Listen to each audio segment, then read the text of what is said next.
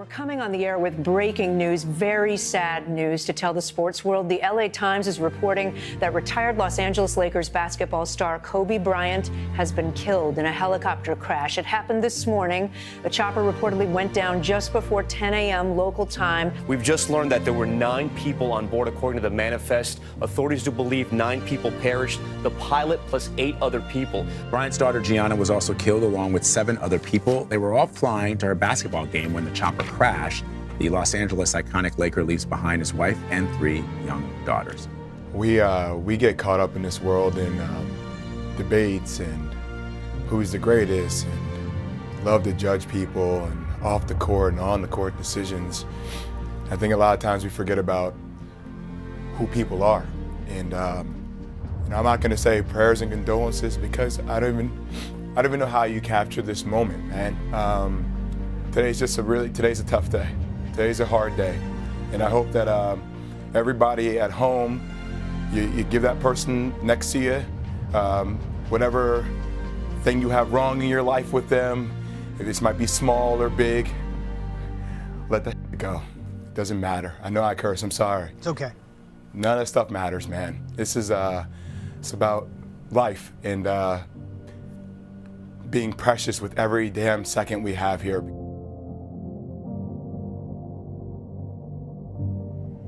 To know Kobe the way that a lot of us did, to know his brilliance, to know his intellect, to know his commitment to excellence, and the fact that he wanted to motivate and inspire just a generation of people to be similar, of a similar ilk.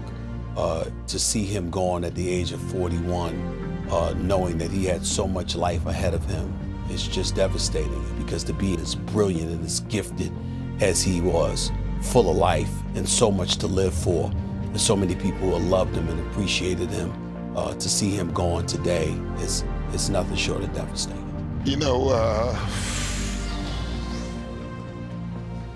I just can't have to go talk to a team before a game and tell them to play a game. For those Kobe fans that are out there that are feeling like I feel right now, just try and think of all the joy that he brought you, making the highlights that you remember, the championships that he brought, that put smiles on your faces. Those are memories that you're gonna have to rely on going forward.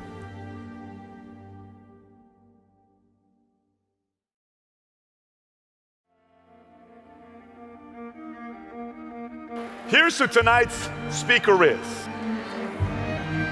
Before I introduce him, I want to tell you what some of his accomplishments are. Hang on. I got to tell you some of the things he's done. After the first one, you're going to know who it is. And if you're jacked up about it, I want you to holler and bring this building down. You ready? Let me say who it is first. First sentence. Ready? He is the greatest Laker of all time. 5-time champion. The only guard to play with one team for 20 years.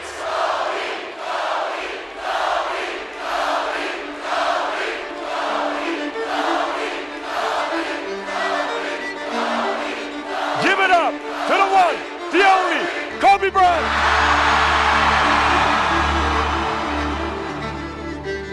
You were pretty much certain from an early age as a kid that you were going to be an NBA player. Why did you feel so strongly about that?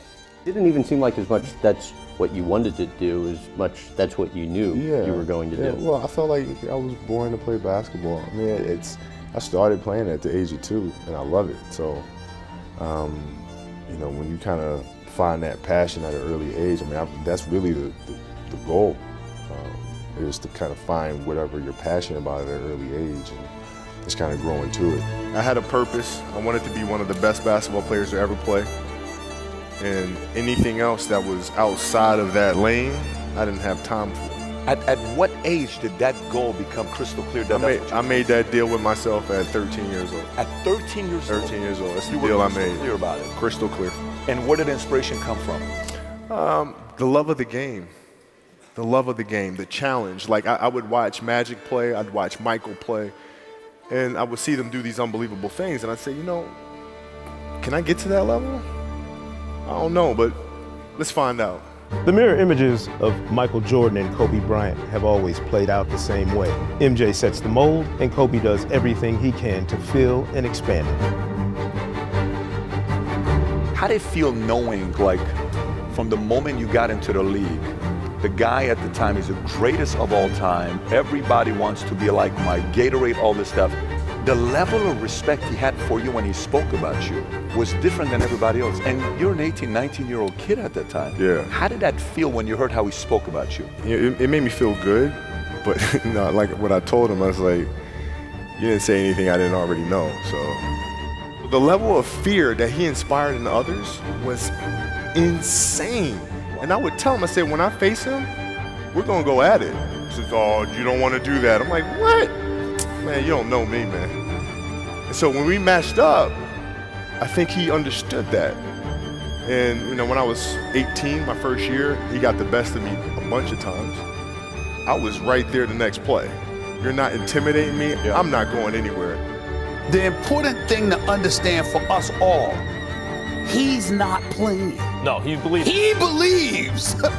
he ain't joking. But that's why he's not joking. That's why Kobe Bryant is guarded by Michael Jordan.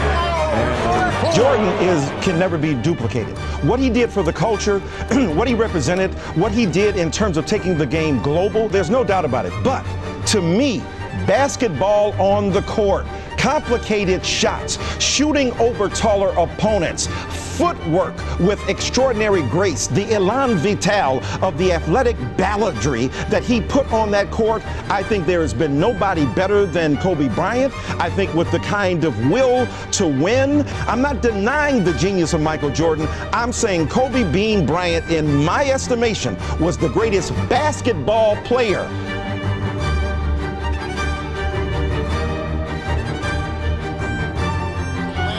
A drop down, Kobe! Oh! Up high, down hard, Kobe Bryant! I think MJ is the greatest of all time, but I think Kobe is more skilled than any player that's ever played that I've seen. Michael Jordan just seemed to have this otherworldly talent. Kobe had that too, but you could feel like you could reach out and touch it. That you might be able to be like him by watching him, by doing what he did. So on the court, you take that last second shot, you're trying to be like Kobe. You're yelling out, Kobe, trying to make it. How about the best advice you've ever gotten from him? Probably the best advice was to be me. To be me. You know, he's faced a lot of criticism as well throughout his career about him shooting too much and being selfish and this, that, and the other. But he said, don't change who you are. Don't change who you are. Play your game, and everybody will adjust to that. But you have to be yourself. How did that resonate with you? Well, it kind of gave me the feeling that I was on the right track, you know, because those were my thoughts and my feelings exactly. But you know, there are times where you kind of second guess yourself and like, well, maybe I need to change my game. Maybe I need to be more of a pass first type of a player, and you know, more of a Magic type of a player, and this, that, and the other. You kind of start thinking through things a little bit, and then for him to say that was like, okay, no, you're doing the right thing. You got it right.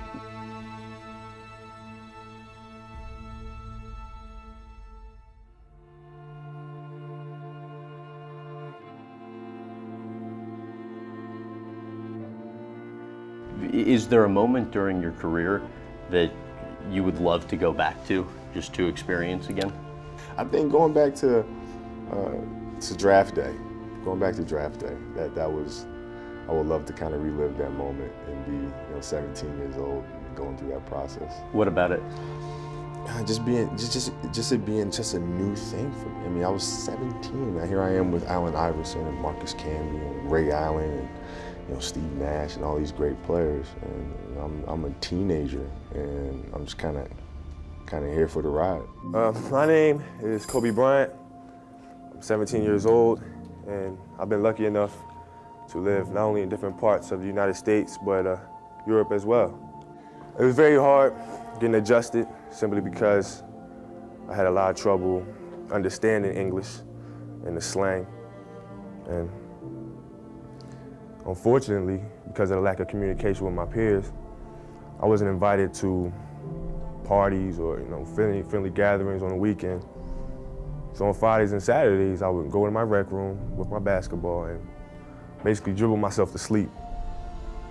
And I think that was the best thing that could have ever happened to me, because during those lonely hours in the rec room, I discovered the hunger, the motivation, and the desire to be the best possible basketball player that I could be. And here I am today, giving an oral presentation in English class, not only in front of Mr. Rigby's camera, but the camera of Prism and ESPN.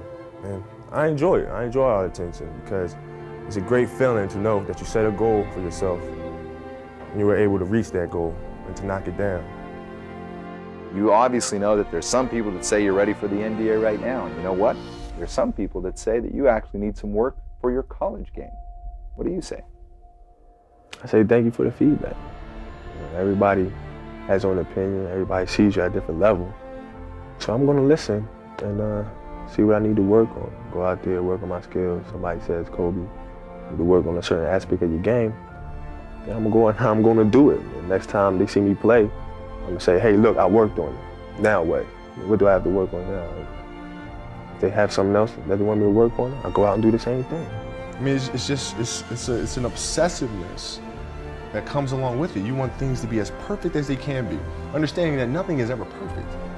But the challenge is try to get them as perfect as they can be. Mm-hmm. And what can you do? It's in your control. So control what you can. I just love it. I love jumping, I love dunking, I love hearing the crowd going ooh and ah. The sneakers as they squeak on the wood, the strategies, the competition. The whole game is just tremendous, I sound like an NBA commercial or something. Like, I love this game, When people say that you have the opportunity to go to the NBA and play against the greatest players in the world, that doesn't get you going. I don't think anything will.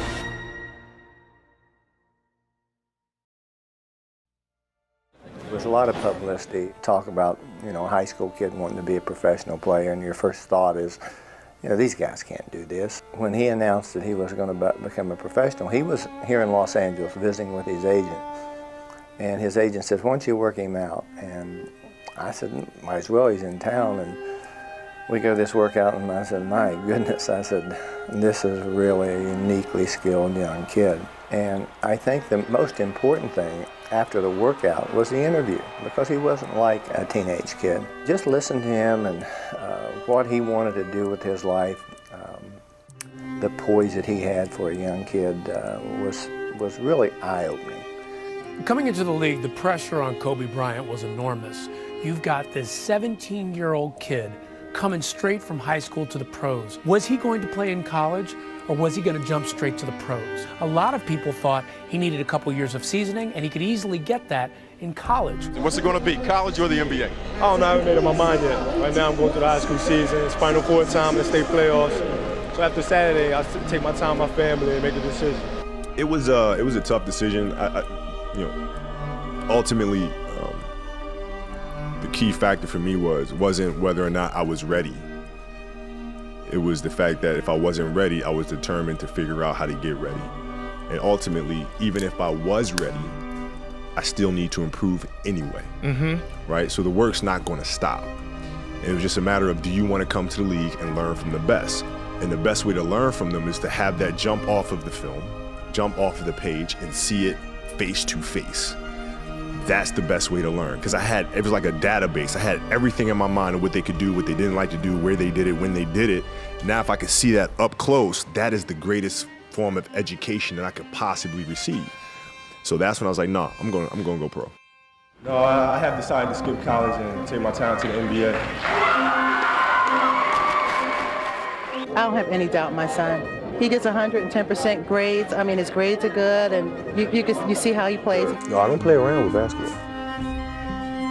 I don't fool around with that. I'm very serious about it. Yeah, but it's enjoyable for me to play the game. But I love winning. And to win, you kind of have to grind it out sometimes. Buckle up for Kobe Bryant! Kobe Bryant just sucked the gravity out of the target center. What a play!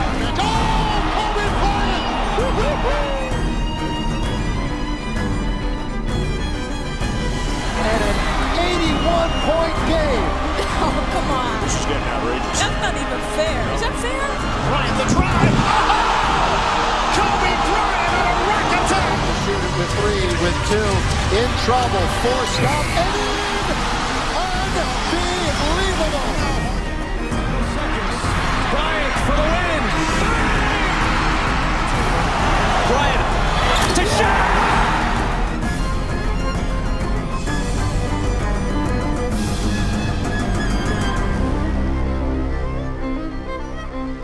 The Los Angeles Lakers have made it 3 straight NBA championships.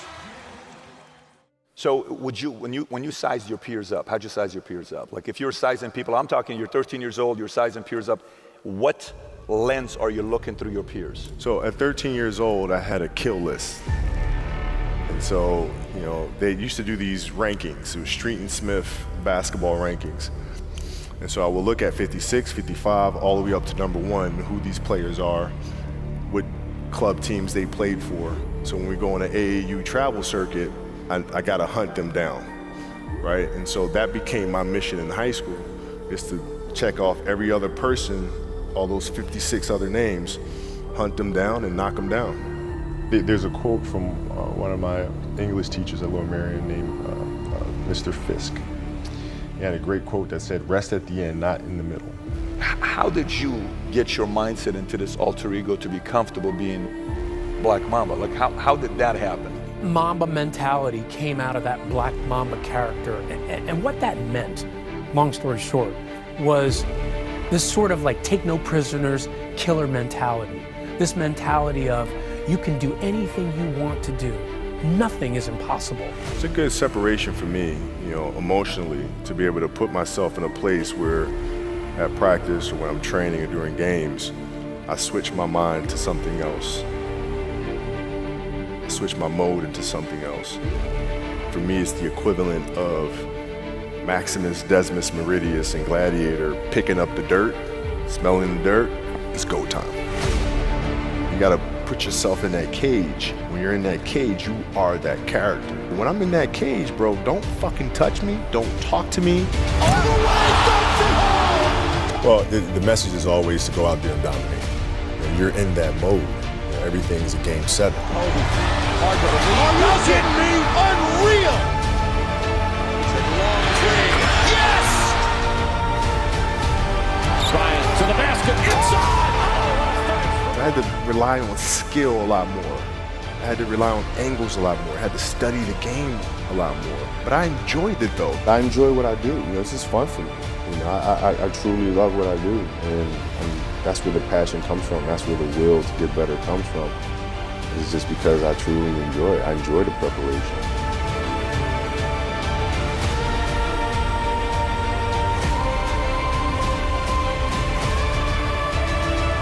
There's a difference between who you are and what you are. What I am when I step on that court is, you know, I'm becoming that. I am that killer snake. You know, I'm stone cold, man.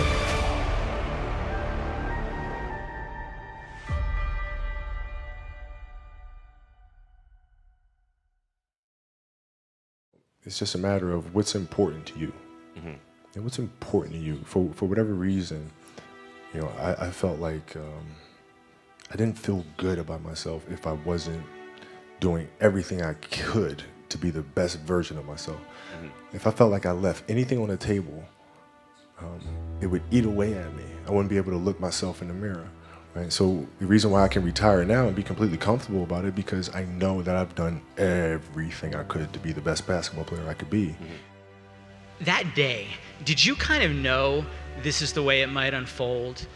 I may kind of go crazy tonight. Yeah, I just remember being extremely excited. Like there was such a sadness that was kind of coating Staples Center. And I didn't want to have that. I didn't want people to be sad, because I wasn't sad, I was happy. And I wanted to make sure I gave them something to celebrate versus be sad over. My impact on this organization is to look forward. If I've taught this fan base anything, is that we want excellence, we want championships, and it's about the purple and gold.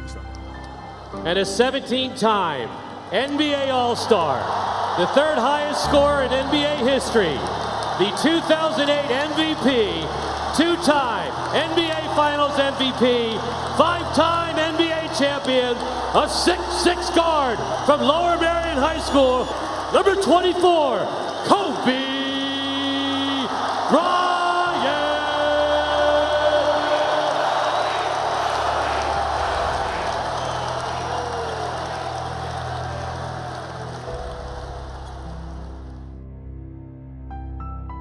Were you nervous before this game?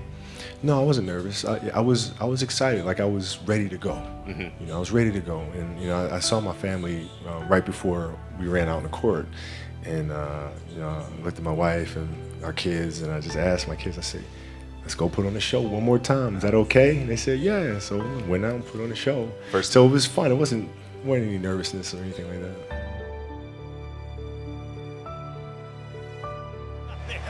Bryant gets to the basket and has 47 points.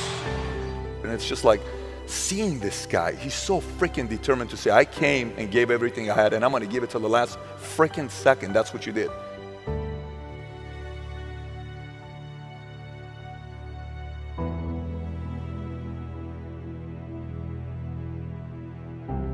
For me, it was just like the end of a really long, beautiful journey. You know, I started playing a game of basketball since I was 2, right? And so for this to be the moment, this is the last game for me to come out and perform in front of my fans, in front of my home crowd, in front of my family.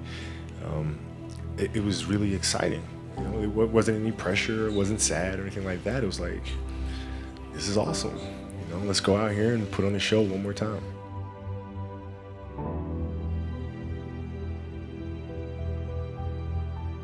He has 6 60-point games in his career.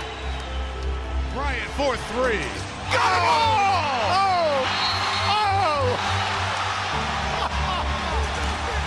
Bryant on the move with the jumper. He got it! My!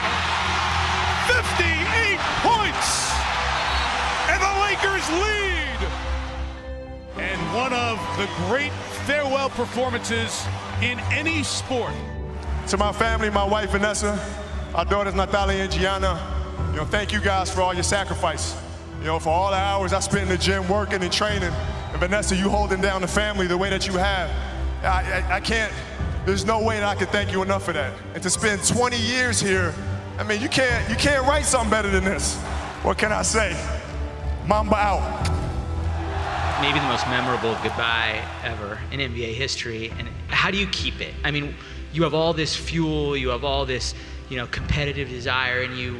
Where do you pour it out right now? Well, I mean, the biggest challenge, I think, for us athletes is to find what comes next.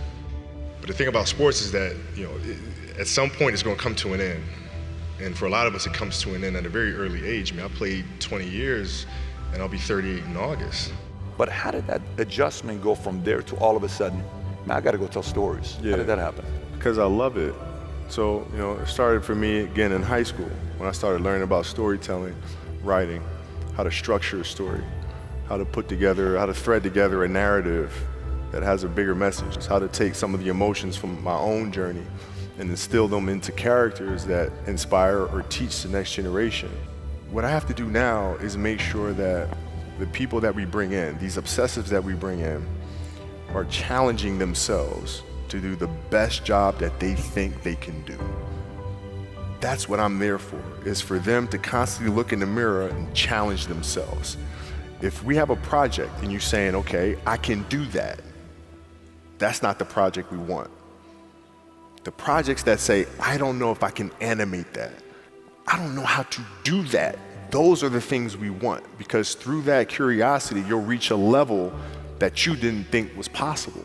Why still wake up that early and train at this level in your life right now? So how can we teach our children what it means to work hard? Well, you do it through training, right? So when I get up in the morning, my daughter goes with me. 4 a.m.? 4 a.m. My 15-year-old goes with me. She goes with me before school, and it becomes a daddy-daughter thing. That's cool. She just got her permit, right? So she drives in the morning. It becomes a cool thing, right? But through that process, she understands the value of hard work and things taking time. And the same thing with my 12-year-old, right? She practices every day, right? And so it's through those behaviors is where I find the motivation to do it. It's amazing. And what does love feel like for you? What does love feel like?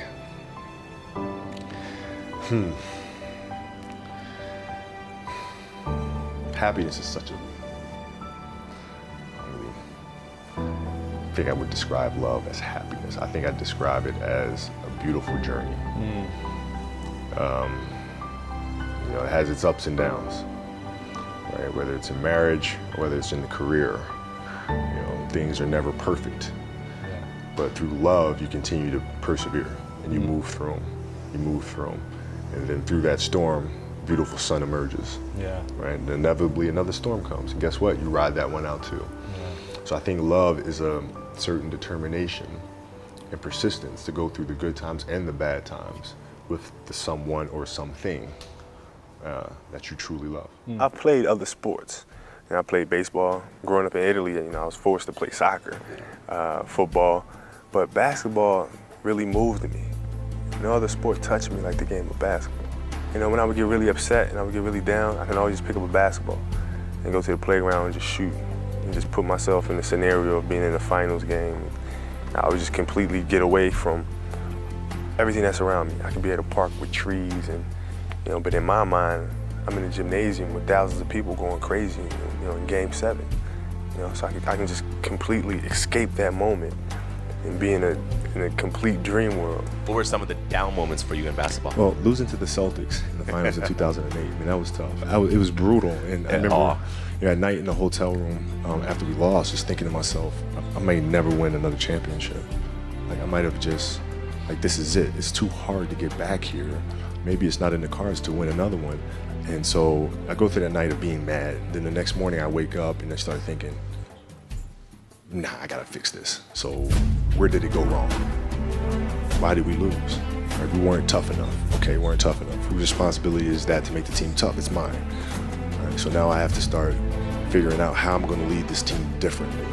So to make sure that when we get to the finals the next time, we're tough and ready for this challenge. And that's how you bounce back from those moments. If you want to make history, you have to do historic things. Well, man, because I think the greatest fear that we face is ourselves, actually. You know, I think it's not anything that's external or anything that's superficial. I think the greatest fear you face is yourself, because, you know, we all have dreams, and it's very scary sometimes to accept the dream that you have. And it's scarier still to say, okay, I want that. It's scary because you're afraid that if you put your heart and soul into it and you fail, then how are you going to feel about yourself, right? So being fearless means putting yourself out there and going for it. No matter what, go for it. Not for anybody else, but for yourself. It's a moment in a game that kids dream about as they're growing up, learning the game of basketball. Kobe Bryant drills. This guy is a different breed. He's on a mission. Bryant working hard to get through. Bryant, the three. Puts it in. Kobe Bryant from downtown. Puts it in. Lakers by 4. There's a three. Bang! Bryant, tough shot.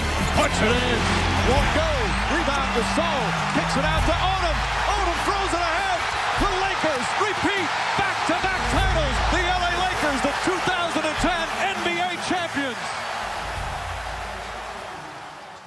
Was that a big moment for you, beating the Celtics? It was huge, you know, because, you know, I've seen us as a team grow so much from 2008. You know, Powell, Lamar, you know, all our guys, like how much we have grown since the last time we faced this team. And I couldn't be any more proud of them. You know, it wasn't even about me. It was about sitting back and watching us as a group, and we just accomplished this amazing thing. And now we can all enjoy it together. So you look back upon it now. Where do you see yourself? Did you do everything you wanted to do? Did you become the best basketball player you could ever become? It's weird. Like my vision of what my goal is changed drastically as I got older. It's like as a kid, I said I want to be the best ever, right? And now you go through your life and everything you do is trying to be the best ever, be the best ever, be the best ever. And as you get older, you start understanding that those things are very superficial things, right? And everybody has a different opinion about it. No matter what you do, I can win 20 championships. There's always an opinion on who's the best. Everybody has different opinions. And so I started really kind of understanding maybe that's not the important thing. Maybe the important thing is to, you know, how do we as a team grow? How do I help my teammates be better? So that was the first change for me. And then as I got older still, it became more about how are you inspiring others, right, to find themselves. That is the ultimate championship. So won 5 championships, that's great. Another team won a championship this year. Team's gonna win a championship next year. Those things come and they go. But what stays is how do you use your passion and use that to inspire somebody else to create their passion? And then how can they pass that on to the next person? That is true success. So my goals have changed drastically from the time I was 6 years old to the time I was 17 to the time I was 25 and now sitting here at 37. So you met this young man where? South Carolina, Myrtle Beach. And his name? Jared Gibson. A fan of yours? Yes. You meet him at a tournament and he writes you a letter afterwards. Beautiful letter. What does it say? Dear Kobe, how's life treating you these days? I sincerely hope that this letter may find you in the best of health. I'm writing to thank you for the outstanding performance and character you displayed at the Beach Ball Classic. I just want you to know the tremendous impact you've had on my life in the short time I was in your presence, not only as a player, but as a person. You are real, down to earth, and we're accessible to your fans. Your game of life has dealt you the perfect hand. You're intelligent, and you're a very gifted basketball player.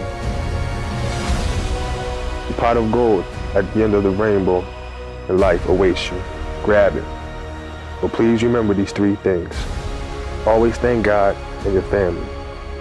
2, the hard work it took you to succeed and what it's going to take to keep you there. 3, never forget us, little guys. We saw you at the beginning of your rise to stardom.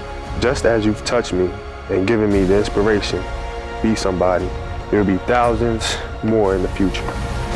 Stay humble, stay focused, stay real.